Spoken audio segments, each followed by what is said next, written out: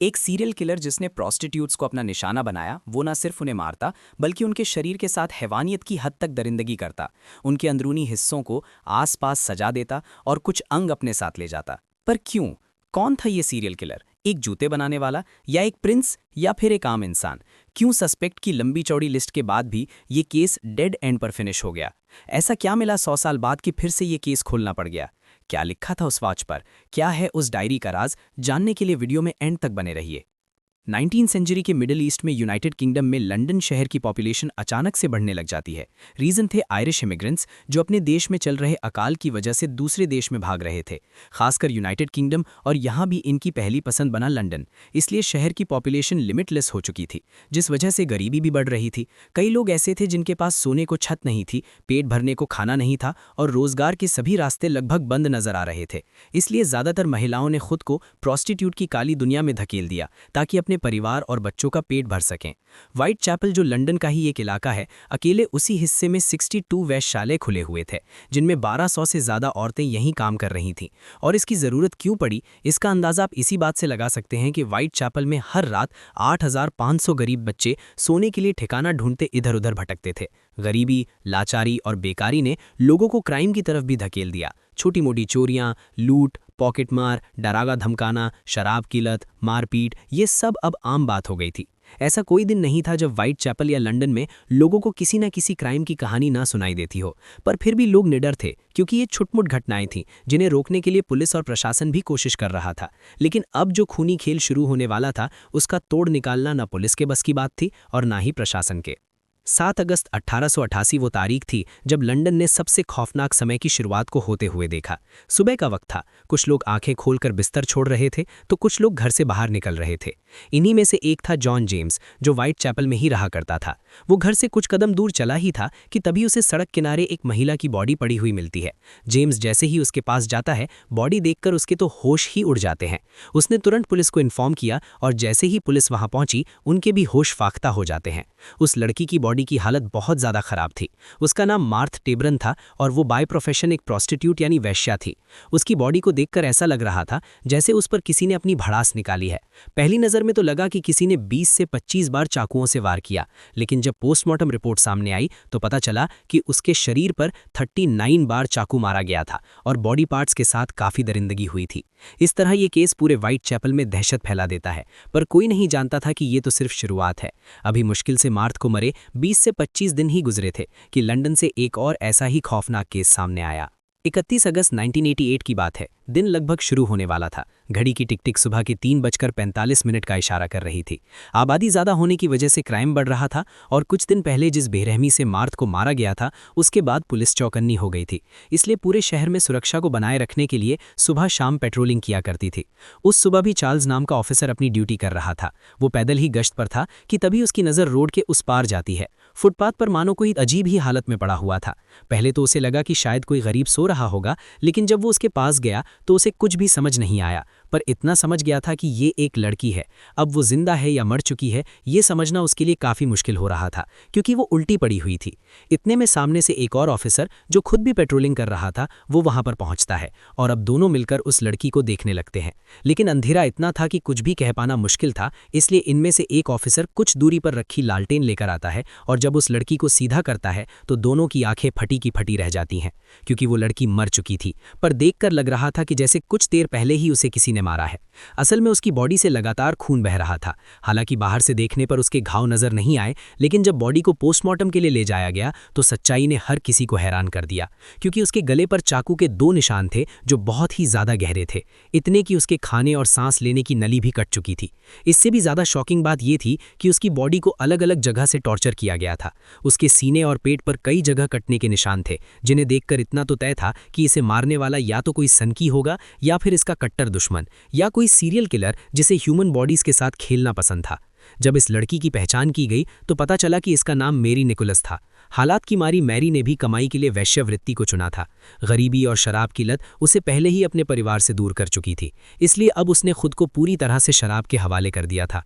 31 अगस्त की रात को मैरी ने कुछ पैसे कमाए और सोचा कि रहने के लिए किराए का घर ढूंढ लेगी, पर इससे पहले ही उसे शराब की तलब लग गई और उसने पूरे पैसे शराब में उड़ा दिए। रात के लगभग 2:30 बजे एमिली हॉल, जो उसे जानती थी, उसने व्हाइट चैपल रोड पर देखा। वो शराब में धुत थी। एमिली ने उसे घर लौटने को कहा, पर उसने मना कर दिया और एमिली लौट गई। पर इसके बाद मैरी कभी नजर नहीं आई, बस उसकी बदहवास बॉडी ही मिली। इस केस में अब तक इतना तो साफ हो गया था कि किलर वेश्यावृत्ति का काम करने वाली महिलाओं को ही टारगेट कर रहा था। ये गणित पुलिस के दिमाग में भी आ रही थी, लेकिन ये सब कर कौन रहा था और क्यों कर रहा था? इन सवालों का जवाब मिलने से पहले ही एक और सनसनीखेज वारदात को अंजाम दिया गया। 8 सितंबर 1888 को मैरी के मरने के सिर्फ एक हफ्ते बाद किलर के निशाने पर आई 47 साल की एनी चैपमैन, जिसे आसपास के लोग डार्क एनी भी कहते थे।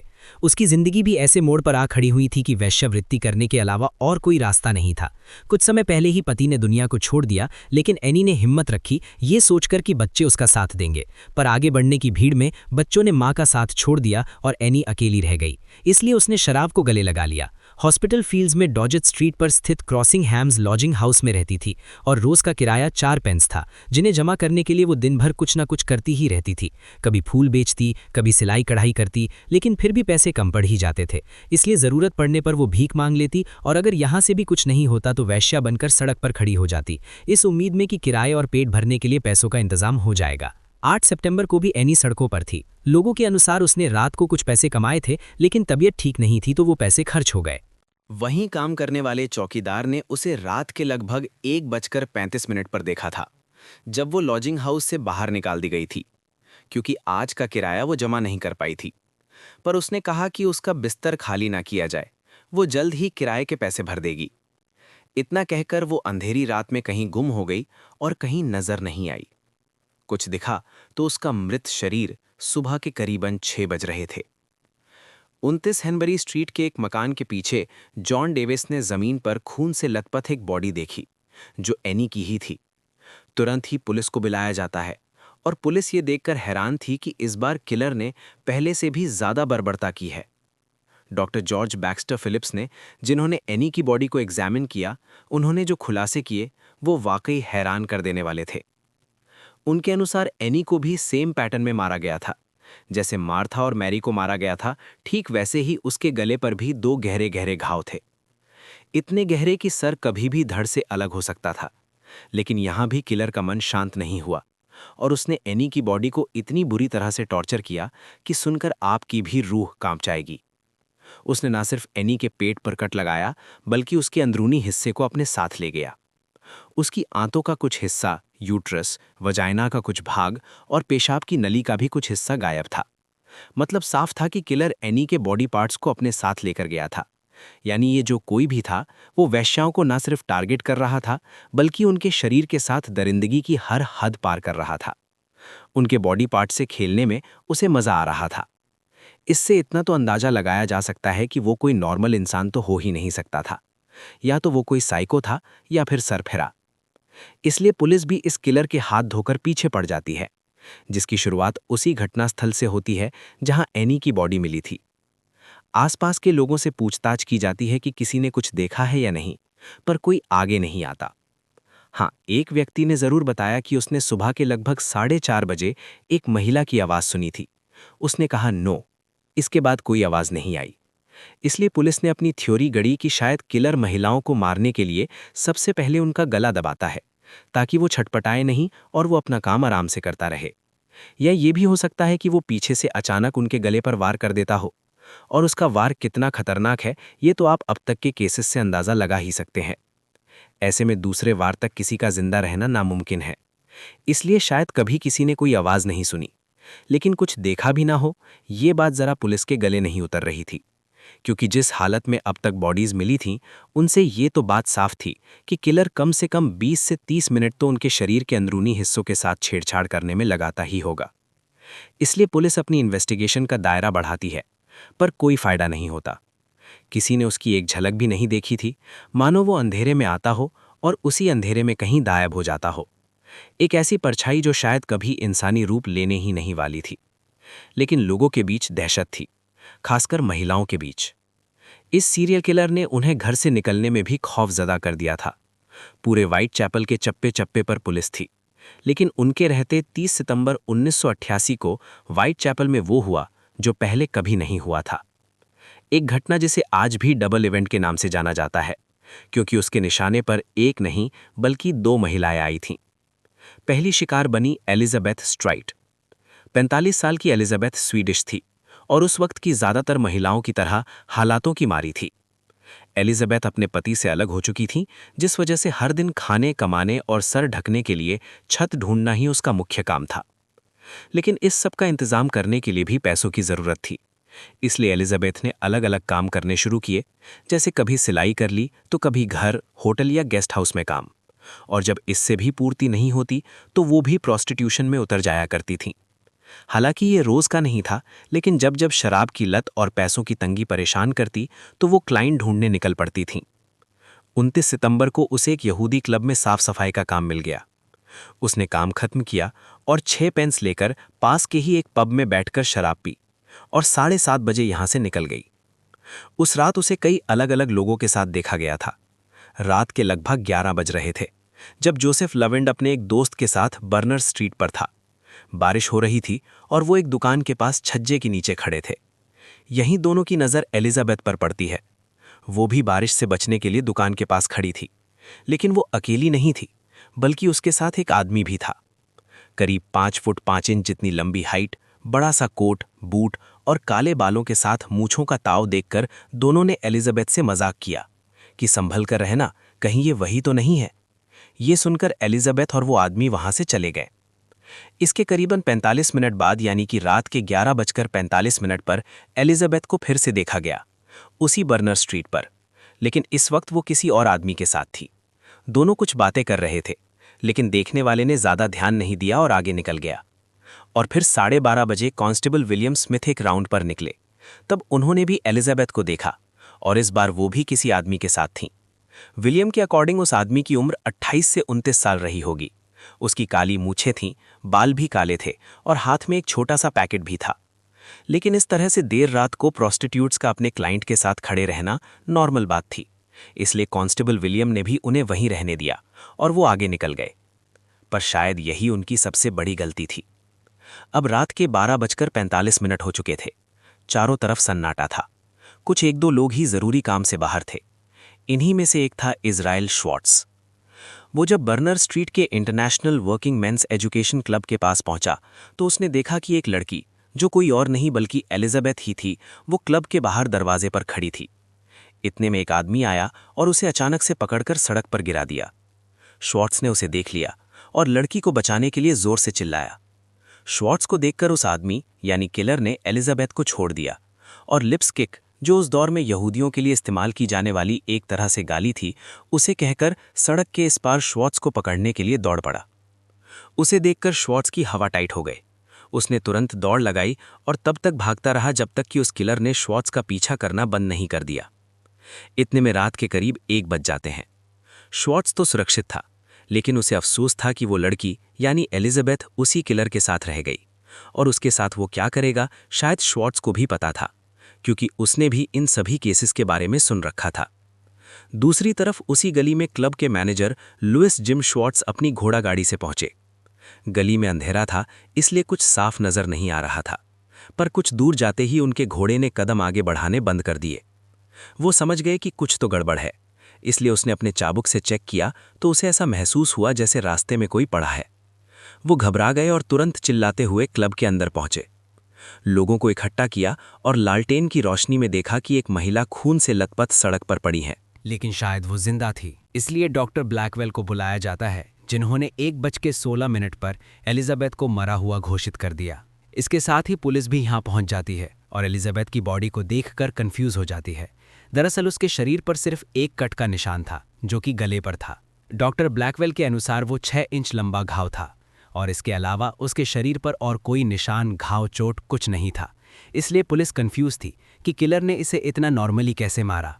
तब डॉक्टर ने कहा कि शायद जब वो एलिजाबेथ को मार रहा होगा तब यहाँ कोई आ गया होगा जिसने उसे देखा और किलर ने भी उसे देखा।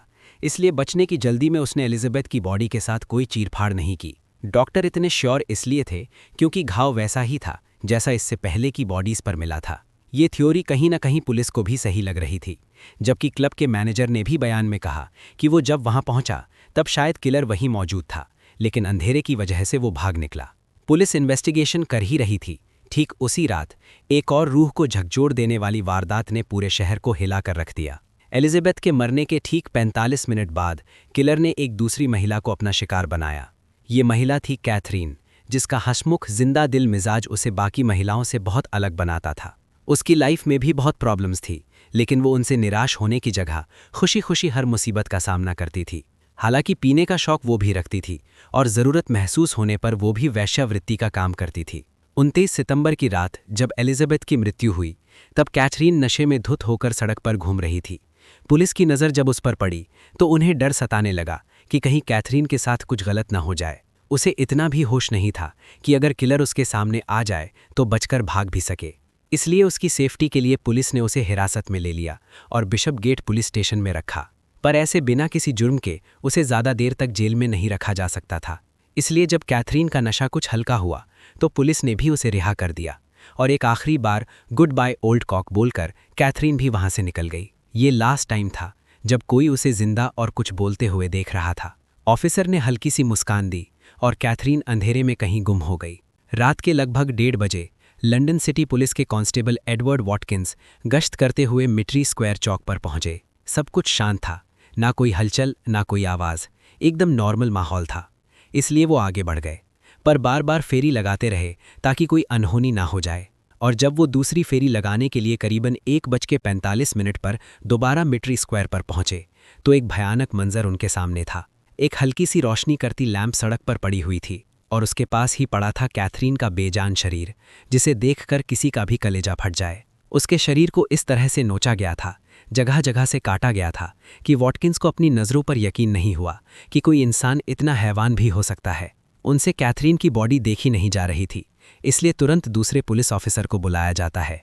देखते ही देखते वहाँ कुछ लोग भी जमा हो जाते हैं और जिसने भी उसके शरीर को देखा उसकी चीख निकल आई। चारों तरफ खून ही खून बिखरा पड़ा था।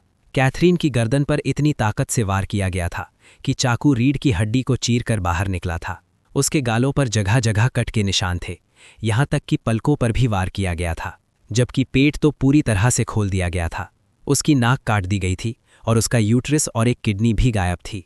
ये भयानक मंजर देखकर किसी का भी दिल दहल सकता था। इसलिए पुलिस ने तुरंत उसके बॉडी पार्ट्स को समेटा और बॉडी को मुर्दा घर भिजवाया। कैथरीन और एलिजाबेथ के साथ जो कुछ भी हुआ उसमें सिर्फ 15 मिनट का गैप रहा होगा। एक तरफ पुलिस ने एलिजाबेथ की बॉडी को रिकवर किया था और दूसरी तरफ कैथरीन के साथ ये सब हो रहा था। यहाँ पुलिस ने थोड़ा गहराई से सोचा तो उन्हें समझ में आया कि पकड़े जाने के डर की वजह से किलर ने एलिजाबेथ की बॉडी के साथ कुछ नहीं किया, या फिर वो कर नहीं पाया, इसलिए उसे बेचैनी होती रही। और जब उसने कैथरीन को अकेले देखा तो अपनी बेचैनी मिटाने के लिए उसे निशाना बना लिया और सारी भड़ास निकाल दी। मतलब अब वो महिलाओं को टॉर्चर करने का आदी हो रहा था, इसलिए उसे जल्द से जल्द रोकना बहुत ज़रूरी था। पर पुलिस के पास ना तो कोई सबूत था, ना ही उसका हुलिया और ना ही कोई आई विटनेस जो उसके बारे में कुछ भी बता सके। हालांकि कुछ छोटी मोटी चीज़ें ज़रूर मिली थीं, जैसे कैथरीन की बॉडी से लगभग 300 गज की दूरी पर गुलस्टन स्ट्रीट पर एक खून से सना हुआ एप्रन। इससे पहले भी एक खून से लथपथ रुमाल पुलिस के हाथ लगा था, हालांकि वो किलर का था ही नहीं। इसके अलावा दीवार पर एक लाइन लिखी हुई थी, the Jews are the man that will not be blamed for nothing, यानी यहूदी वो लोग नहीं जिन्हें बिना वजह के दोष दिया जाए। हालांकि इस लाइन का मतलब क्या था, ये क्यों लिखी गई थी, ये आज भी एक सीक्रेट ही है।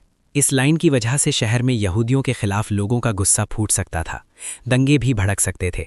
इसलिए इससे पहले कि कोई और इस लाइन को पढ़े, इसे साफ करवा दिया जाता है और इन्वेस्टिगेशन की रफ्तार बढ़ा दी जाती है।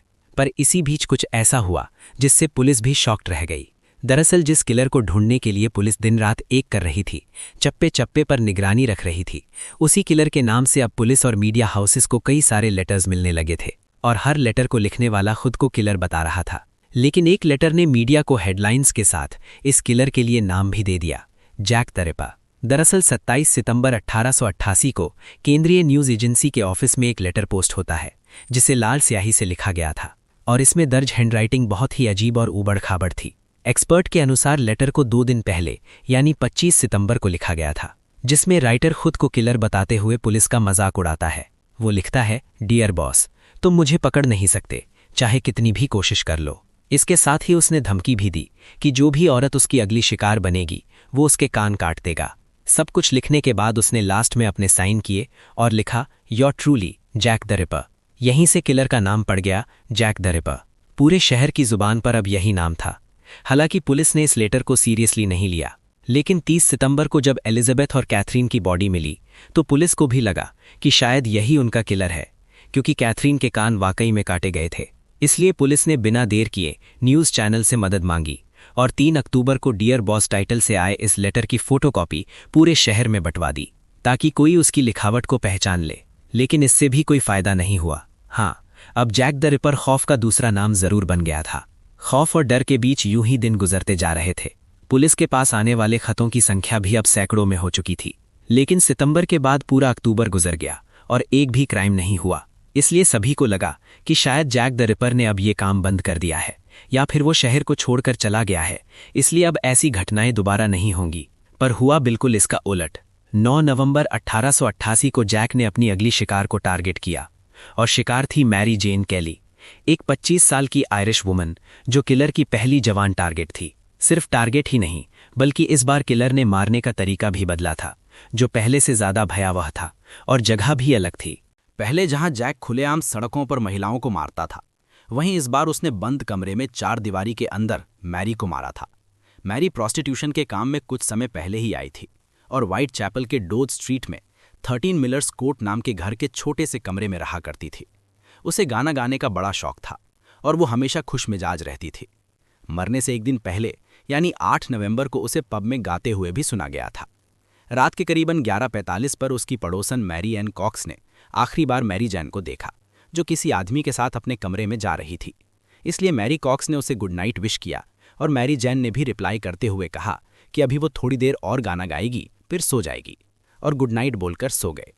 मैरी कॉक्स ने रात को करीबन 1 बजे तक मैरी जैन के गाने की आवाज़ सुनी और फिर वो आवाज़ बंद हो गई। इसके बाद कमरे से कैसी भी आवाज़ नहीं आई और मैरी कॉक्स भी सो गई। सुबह के लगभग 10:45 पर रोज़ की तरह मकान मालिक के चेले किराया वसूलने के लिए पहुंचते हैं। थॉमस बॉयर ने मैरी के कमरे का दरवाज़ा खटखटाया, लेकिन अंदर से कोई आवाज़ नहीं आई।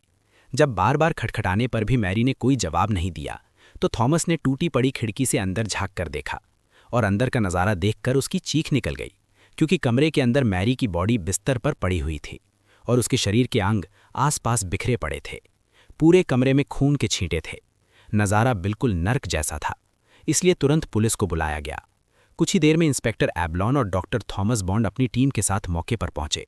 दरवाज़ा तोड़कर कमरे के अंदर घुसे और मैरी की हालत देखकर उन्हें एहसास हुआ कि इससे दर्दनाक और इससे डरावना शायद कुछ नहीं हो सकता। मैरी का पूरा शरीर मानो छील दिया गया हो। उसका सर लगभग धड़ से अलग होने को था। चेहरे को इतनी बुरी तरह से काटा गया था कि पहचान कर पाना मुश्किल था। पेड़ से लेकर सीने तक पर कट के निशान थे और अंदरूनी अंगों को पूरे बिस्तर पास में रखी मेज पर सजा दिया गया था, जबकि उसका दिल गायब था। हाथ से लेकर पैर तक हर बॉडी पार्ट के साथ क्रूरता की गई थी। पास ही टेबल के टूटे हिस्से चूल्हे में जले हुए पड़े थे, जिन्हें देखकर लग रहा था कि जैसे जैक ने अंधेरे कमरे को रोशन करने के लिए आग लगाई हो ताकि इस घिनौने काम को आराम से कर सके। जबकि कमरे की दीवारें, बिस्तर पूरी तरह खून की छींटों और हाथों के निशानों से भरे हुए थे। डॉक्टर्स के अनुसार मैरी के साथ ये सब 3:30 से 4 बजे के बीच हुआ होगा। पड़ोसियों से जब पूछताछ हुई तो कुछ ने कन्फर्म किया कि सुबह के लगभग 3:45 बजे पर उन्होंने किसी के चीखने की आवाज़ तो सुनी थी, लेकिन हिम्मत नहीं कर पाए कि वहां जाकर देख लें, क्योंकि उनके मन में भी जैक का खौफ था। वहीं मैरी की हालत बता रही थी कि उसके साथ ये सब 1 से 2 घंटे तक हुआ होगा और यही कारण रहा होगा कि जैक ने इस बार बंद कमरे को चुना ताकि वो जी भर के क्रूरता की हद पार कर सके और उसे डिस्टर्ब करने वाला या देखने वाला कोई ना हो। मैरी समेत जैक अब तक 5 महिलाओं को क्लेम कर चुका था, इसलिए शहर में गुस्सा भी बढ़ता जा रहा था। डर का माहौल था। लोग घर से बाहर निकलने से भी डर रहे थे। अब उन्हें किसी भी कीमत पर जैक द रिपर सलाखों तक पीछे चाहिए था ताकि लोग सुकून की नींद ले पाएं। पूरा लंदन मानो गुस्से से उबल रहा था। इसलिए जब पुलिस पर दबाव बढ़ा तो इस केस की जांच में कई टीमें लगा दी गईं। जिस पर शक था, जहां से उन लेटर्स का सोर्स मिला, वहां पुलिस ने दबिश दी। हजारों घरों की तलाशी ली गई। सेपरेटली हर घर में जाकर लोगों से पूछताछ की गई, उनके बयान दर्ज किए गए, उनकी लिखावट को देखा गया, इस उम्मीद में कि शायद जैक द रिपर मिल जाए। लेकिन अभी भी पुलिस के हाथ खाली थे। अब करीबन 300 लोगों को पुलिस रिमांड पर लेती है, क्योंकि टीम को लग रहा था कि शायद इनमें से ही कोई एक जैक द रिपर है। इन 300 में से भी 80 लोगों से कड़ाई से पूछताछ हुई, उनसे सख्त लहजे में सवाल जवाब किए गए, लेकिन अफसोस कि इनमें से कोई भी जैक द रिपर था ही नहीं। कहीं ना कहीं पुलिस को भी लग रहा था कि उनका प्राइम सस्पेक्ट शायद 16 अक्टूबर 1888 को मिले उस लेटर में छुपा है। दरअसल व्हाइट चैपल के विजिलेंस कमेटी के अध्यक्ष जॉन लस्क के घर 16 अक्टूबर को एक पार्सल पहुंचा था। इसके अंदर एक खत था जिसकी लिखावट बहुत ज़्यादा बुरी थी। ना तो ग्रामर ठीक थी और ना ही लिखने का तरीका, और ना ही लेटर पर कोई नाम या निकनेम मिला था, बल्कि उसका टाइटल था फ्रॉम हेल, यानी नर्क से। लेटर के साथ ही एक छोटा सा बॉक्स भी रखा हुआ था, और जब जॉन ने उस बॉक्स को खोला तो उनके हाथ कांपने लगे, क्योंकि बॉक्स में एथेनॉल में मानव शरीर की आधी किडनी रखी हुई थी। उसे सड़ने से बचाने के लिए एथेनॉल में डुबो कर रखा गया था। जबकि लेटर में लिखा था कि डियर लस्क सर, मैं आपको एक औरत का आधा गुर्दा भेज रहा हूँ, आधा मैंने फ्राई करके खा लिया है, बहुत टेस्टी था। ये पढ़कर जॉन लस्क के पैरों तले जमीन ही खिसक गई। पुलिस के अनुसार यही उनका किलर जैक द रिपर था, क्योंकि कैथरीन को मारने के बाद किलर उसकी एक किडनी अपने साथ ही ले गया था, और कैथरीन को मरे हुए अभी 15 से 16 दिन ही हुए थे। इसलिए मुमकिन था कि वो आधी किडनी शायद कैथरीन की हो। पर उस वक्त टेक्नोलॉजी और मेडिकल लाइन ने इतनी तरक्की नहीं की थी कि इस बात का पता लगाया जा सके कि उस वक्त छोटी मोटी रिपोर्ट ही हुआ करती थी, लेकिन उनमें भी इतनी सटीकता नहीं होती थी। डीएनए टेस्टिंग, ऑटोप्सी में एक एक पॉइंट को कवर करना, या फिर फिंगरप्रिंट्स, फुटप्रिंट्स और दूसरी चीज़ों के निशान लेकर फिर उन्हें मैच करना, ये सब आज जितना ईजी लगता है उस वक्त उतना ही मुश्किल था। इसलिए पुलिस भी सीरियल किलर को नहीं ढूंढ पा रही थी। पर फिर भी जितने सस्पेक्ट थे उनसे पूछताछ की गई, और दुनिया के सामने कुछ 2 से 3 नाम आए जिन पर लोगों ने शक किया कि हाँ, शायद ये जैक द रिपर हो सकते हैं। इनमें सबसे पहला नाम था प्रिंस एल्बर्ट विक्टर का। प्रिंस कोई और नहीं बल्कि रानी विक्टोरिया का बेटा था, यानी कि एक रॉयल परिवार के चिराग को जैक द रिपर जैसा खूंखार अपराधी बताया जा रहा था। लेकिन इसके पीछे भी एक राज है।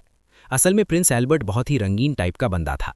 उसे प्रोस्टिट्यूट्स के साथ संबंध बनाना बड़ा पसंद था। वो अपनी हर रात एक नए प्रोस्टिट्यूट के साथ गुजारा करता था। लेकिन एक बार हुआ कुछ यूं कि एक वैश्य प्रिंस से प्रेग्नेंट हो गई, लेकिन उसने ये बात प्रिंस को बताई ही नहीं, और उसके बच्चे ने जन्म भी ले लिया। कुछ समय बाद उस प्रोस्टिट्यूट के सर्कल में कई महिलाओं को पता चल गया कि ये बच्चा किसी और का नहीं बल्कि प्रिंस का है। देखते ही देखते ये बात आग की तरह फैलने लगी और प्रिंस के कानों तक भी पहुंच गई। उसने नोटिस किया कि लोग उसे बहुत ही अजीब और गुस्सैल नज़रों से देख रहा है। अब जाहिर है कि रॉयल खानदान का वारिस और उसके लिए लोग शेमफुल नज़रें उठाएं तो शर्मसार होगा ही। प्रिंस को भी बहुत शर्मिंदगी हुई, इसलिए कहते हैं कि शायद उसने इसी शर्मिंदगी और गुस्से में हर उस महिला को मारने का फैसला किया जो प्रोस्टिट्यूट के काम में है और जिसे प्रिंस के बारे में पता है कि उसका बच्चा एक वैश्या की कोख से जन्मा है। हालांकि ये सिर्फ इमेजिनेशन है, एक इमेजिनरी थ्योरी है, इस पर बिलीव करना बहुत मुश्किल है। इसलिए कई लोग और खुद पुलिस भी इस थ्योरी को गलत मानती है। उनके अनुसार प्रिंस कभी उनकी सस्पेक्ट लिस्ट में थे ही नहीं, बल्कि उन्हें सबसे ज़्यादा शक हुआ था जॉन प्रिट्जर पर। दरअसल पुलिस ये नहीं समझ पा रही थी कि ये किलर इतना शातिर कैसे है। खुलेआम लड़कियों को मारकर इतनी आसानी से बच निकलता था कि किसी की कभी उस पर नज़र भी नहीं पड़ी। किसी ने उसके खून से सने हाथ नहीं देखे, उसके हाथों में शरीर के अंग नहीं देखे, और ना ही उसे कभी भागते हुए देखा। इसका तो एक ही मतलब था कि जॉन द रिपर जो भी है उसे लंदन और व्हाइट चैपल की एक एक गली की जानकारी है। वो शहर के चप्पे चप्पे से वाकिफ होगा, इसलिए कहीं से भी बचकर निकल जाता है। इसलिए पुलिस ने लोगों से पूछताछ की कि ऐसा कौन सा जानकार है जिसे शहर के बारे में बारीक से बारीक बात पता है। इस दरमियान भी कई लोगों के नाम सामने आए, लेकिन सोई घूमी जॉन की तरफ, क्योंकि मरने वाली प्रोस्टिट्यूट्स की सहेलियां और कुछ और वैश्याओं से जैक के बारे में पूछा गया तो उन्होंने एक आदमी का जिक्र किया जो अक्सर उन्हें सर्विस देने के लिए फोर्स करता था। यह आदमी हमेशा रात के अंधेरे में ही आता था और अपने शरीर पर एक एप्रन डाला होता था जो प्योर लेदर का बना था।